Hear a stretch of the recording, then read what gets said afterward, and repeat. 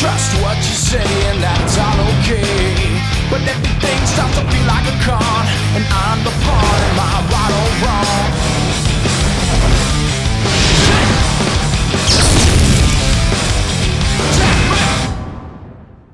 Welcome back to another season of Knock On. It's hard to believe we're already into our third season already, but thanks to all you guys out there supporting us, we're here to give it another try. And I can guarantee you that this season I'm going to bring you more in-depth dead center tips and better field recon segments to hopefully make you a better archer and bow hunter. And this season we're going to kick things off once again up in Alberta with Red Willow Outfitters on just one of my best muley hunts I've ever been on. Check it out.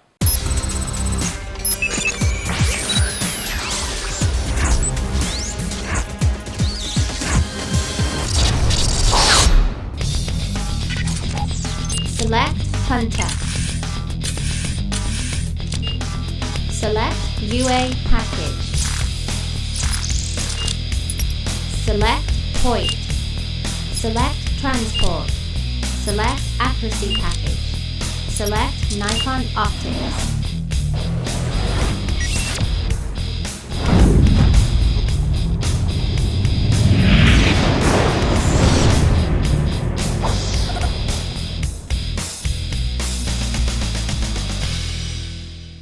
All right, everybody, it's opening day in Alberta, and I could not ask for a better way to start off than driving around and finding a really nice 3x4 muley out in this grain field. He's got a smaller buck with him, but the wind is blowing perfect right now. We've got quite a bit of wind, so it's actually great for covering our noise.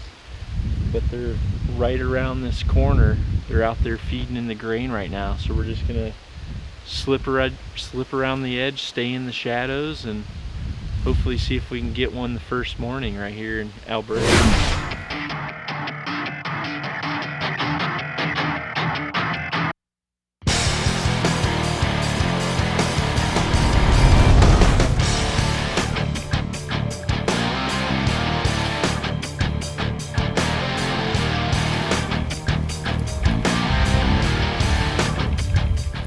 Bucks are still there. They have no idea. They're just about 60-70 yards out in this grain feeding. So we're gonna have to get down. We have to get down low now. We're just gonna follow this edge right around where it's quiet.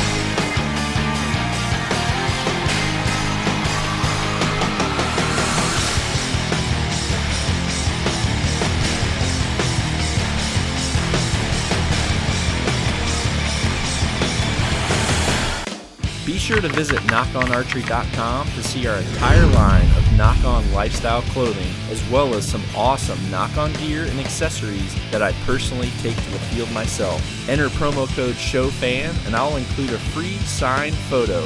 Also remember that all US orders over 100 get free shipping. knockonarchery.com.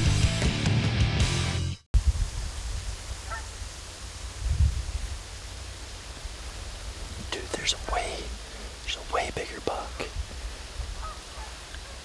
I was just getting a range on the 3x4, and just inside the poplars there's a giant buck. I mean, he's huge.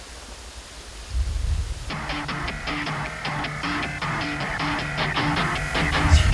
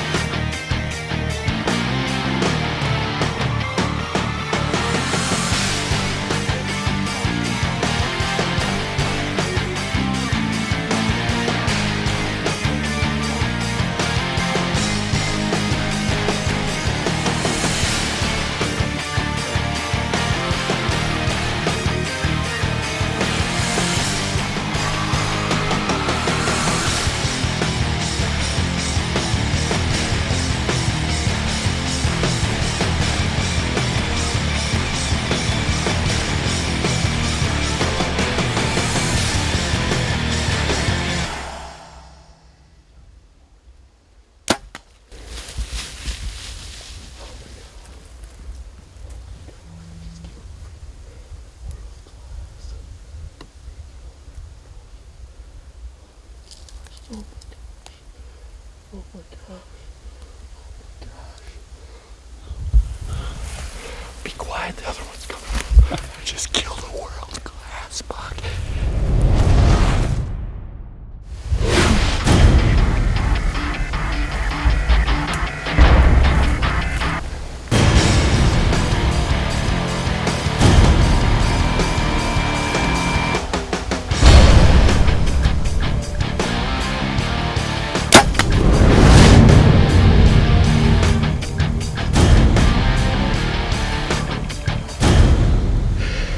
That is a world-class mule deer. And I shot him at 10 yards. I had him ranged. I thought I was going to get a broadside shot, and he turned. And he just kept coming and coming and coming. I thought he was going to step on us. I'd never take that shot if it wasn't like that. There was no other choice. He went right down, complete pass-through. Got the brand new injection, and I just gave a full pass-through injection. Oh my God. It's such a monkey off my back too, me and Todd. I've screwed up so many mule deer, folks. And this is the big kahuna. If you're looking to learn more about archery, be sure to tune in to Knock On Podcasts. Knock On Podcasts is a weekly talk show where I get in-depth with shooting techniques, equipment setup, and also give you a no BS review on some of the latest industry gear. Knock On Podcasts are great for listening on a road trip or that dreaded ride into work. Expand your archery knowledge with the highest level of world-class information on the airwaves. Knock On Podcasts. Lone Wolves Field Recon. On this week's Field Recon, I'm going to go over a few things that are really going to help you improve your success with spot and stalk. Now, first off, most spot and stalk situations are going to happen where you see an animal that's going to come out into a feeding area or be going along the edge of some timber. You know, this is exactly what happened with me on that muley. And in those situations, there's a few things that you really need to keep in mind. One, a lot of people focus their attention on where they need to get to so that they have cover in order to make their shot. But more importantly than that is you need to find out what type of thing that you can put between you and that animal so that you can make your approach to it in order to have your shot. So in this situation here, I've been with a lot of people that would just say, okay, all we need to do is crawl until we get to that cedar and we're gonna have a perfect shot. But for me, if I was in this situation right here, especially with that animal looking away, the first thing that I'd wanna do is get over so that we put that object between us and the animal. So let's look at the difference of what that's gonna do. So if we are able to just get over here a few steps, as you can see, now we've got a completely, you know, we can still peek around and just barely see that animal, but more importantly, we've got something between us and that animal so that we can make our move. Now, this is critical because just like what happened with me with that big muley, that muley came out in the open, and it was important that I was on the edge because I actually didn't have anything between us, but because I was just inside the edge, I had that shadow that was actually covering me. I didn't have any of my skin or any of my equipment with any type of glare on it. Now the next thing is, when you're in a spot and stalk situation, and once you get your eyes on an animal, you need to have your arrow knocked and ready to rock. Too many times have I been behind people that have their arrows in their quiver and they're just trying to get up to the point where they're within their range. Well, what happens if that animal all of a sudden just turns and comes at us? And the next thing you know, all your arrows are in your quiver and your release is, you know, not on the string or in your pocket. So you need to always be totally ready to go. And then after that, I want you to be able to keep your bow right in front of you, just like this, so that you can utilize the top of your cam or the top of your limb to range find that animal. And I want you to continue to do that continually as you approach it. You need to just constantly be getting your yardage, because as you move, even though right here we might be 60 or 70 yards, every step we make, we're getting closer. And if that animal all of a sudden just picked up its head and locked onto us, or just turned and started coming, we need to be ready to just get accurate yardage. And by setting your rangefinder on your cam or on your limb, you're not gonna have to worry about the nerves that you would have, which I can guarantee you on that big muley, if I wouldn't have been like this, I would have had a hard time ranging. And what I was doing was constantly ranging all those trees to where once that muley came out in that field, I was gonna be able to know exactly what I needed to do. Those are some easy steps. They're gonna really help you improve your success and your accuracy whenever doing a spot and stalk. Talk about gladiator. Look at this. Look at this. Wow. Look. Holy smokes. I'm so pumped. Look at the red haze. Just feel like Maximus and Gladiator.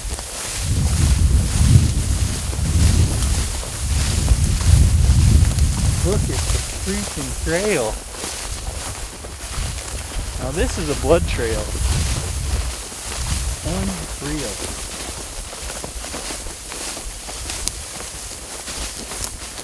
I see a big hole where I know he's laying. I've waited my whole life for this, everybody. This is gonna be my buck of a lifetime. I already know it. Oh my God. Look how big he is, Todd. Oh my God.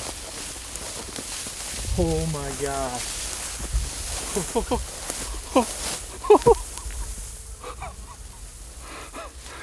Can you believe that, dude? He has everything.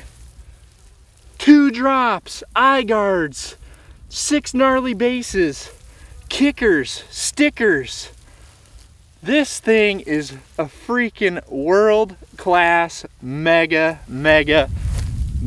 giant. Oh my gosh, Todd. That is unreal. Come right over here, man. I'll get behind him. Oh my gosh. Look at that. You want to talk about having your day, your one day, the best day of your life. It's right now, from a hunting point of view. My best days when I married my wife or when I met my wife. But from a hunting point of view, thank goodness for that carbon matrix right there, because today is my day. I wish I wouldn't have had to take that shot, but we just actually stepped it off. He was 8 yards, 8 yards. All 4 of my pins literally were right on his chest, and he stopped and he had us. But it's the one time that I'm gonna make that shot, and I am so pumped and so blessed. Todd, Red Willow Outfitters, thank you, man. Thank you so much.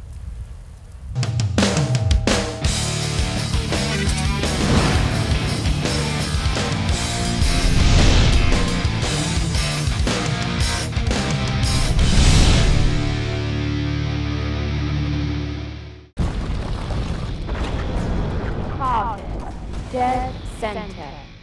On this week's Dead Center, I want to coach you a little bit about the importance of being both physically and mentally prepared, because what made this big muley hunt so bittersweet for me was that this was 3 years in coming, because the 2 years prior to this hunt, I had really struggled. 1 year on the mental side and the other year on the physical side. The first year, mentally, I just was not ready for this hunt because we had just moved to Iowa. Little Dud was starting school. We packed last minute. We bought a house last minute. Everything was last minute. And within a week of me having to go on that trip, I still had not even unpacked any of my archery equipment. And I had actually called Todd and just told him, man, I don't think I'm going to be able to make it. And he was telling me he had some awesome muleys and that I really needed to get up there. So I literally threw my stuff together and got on that plane really last minute. And when I got up there, you know, I made 1 or 2 shots and just thought, well, I'm just going to go do this. We ended up getting out on a really nice muley. I made a shot and it wasn't even close. And to be honest with you, I think just because of my mental strength, I figured there was no way that that was me. I just figured it must have just been some kind of fluke miss. So we ended up a couple days later getting out on another tremendous muley buck, and once again got right in within easy range, chip shot, and once again totally missed. And Todd just looked at me like, man, what is wrong? And to be honest, that's when it sunk in with me that mentally I was just not with it. I didn't have the confidence in my equipment. I didn't have really confidence in anything at that point. So we decided to take a full day off so that I could just go out and work on shooting my bow, understanding where my bow's hitting, and make sure that I really believed that I was shooting as good as that I thought I was prior. And once I built that confidence up, it made all the difference in the world because I felt so much more sure about my equipment. I was able to get those other 2 misses behind me, and we were able to go out that last day and actually get a shot at that bull, which we saw last season that I shot with Todd, that nice 5x5. So mentally, I was prepared by that last day, and that's when I had my success. But I blew 2 great opportunities prior to that on muleys. Then the next year was the physical side. You see, 9 months prior to that trip, I had actually fallen in my tree stand, and that's why I talked to you about safety last year, because it's life-changing if you fall. And what happened was I had a slow bleed in my kidney, and it ended up not becoming a problem until August, when all of a sudden I had one of my kidneys fail, and a portion of it is actually still dead today. But I wasn't able to pull my bow for nearly a month, and I barely got cleared to get on that plane to fly up to Todd's. And once I was there, physically, I was really having to watch myself. I couldn't spike my heart rate. I really had to just watch, you know, I had to move slow, I had to be methodical, and I was always 20 yards behind Todd, which is a big mistake. As a bow hunter, you gotta keep up with your guide. You have to be in good enough shape to be able to keep up with your guide. And finally, Todd put me right in front of a giant muley, and we had to run for about a 1/4 mile down a hill and then up a big hill. And by the time we got there, my heart rate was through the roof. I could barely get my bow back. I could barely hold it steady. And the result was me missing another world-class mule deer at point-blank range. So I'm just going to sit here and stress, and believe me, even as a competitive archer, I've been in so many situations where that last shot boils down to, 1, how mentally prepared I am and having absolute confidence in 100% of what I'm doing, but also being physically prepared, because if I got to a target and the guy that I was competing against and maybe tied with in score was there, but my heart rate was lower than his, I can guarantee you that I was able to make a much more relaxed shot. And on many cases, me winning a tournament all really boiled down to me being in better physical shape than the guy, even though mentally we were both on even ball fields. So take serious care this next year on any big hunt that you have. Take 30 days at least to get physically and mentally prepared, and I promise you, you're going to be a lot more successful.